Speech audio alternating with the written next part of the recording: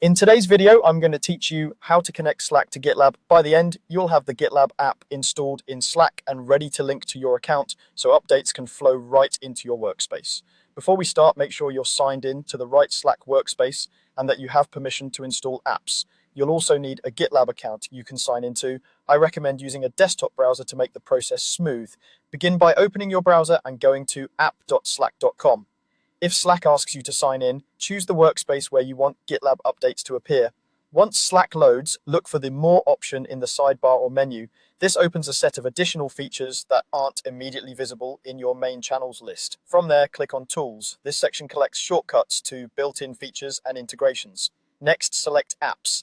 That opens the Slack app directory where you can find and manage integrations for your workspace. If you don't see apps, you might be in a restricted environment, in which case you'll want to ask a workspace admin to enable app installations. In the app directory, use the search bar and type GitLab. Make sure you select the official GitLab app so you get the correct integration and ongoing support. The listing page will outline what the app can do in Slack, such as posting notifications and enabling useful commands. Click Install to begin.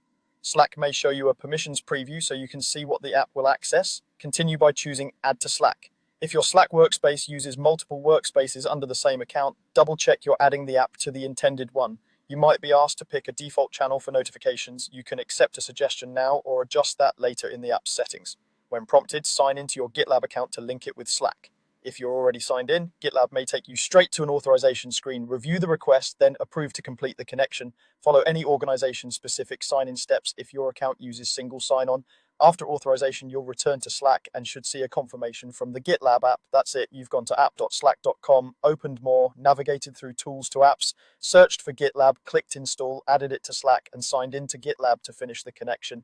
If you don't have installation rights or can't see the install button, reach out to your Slack admin for access. Otherwise, you're all set to start receiving GitLab updates in Slack.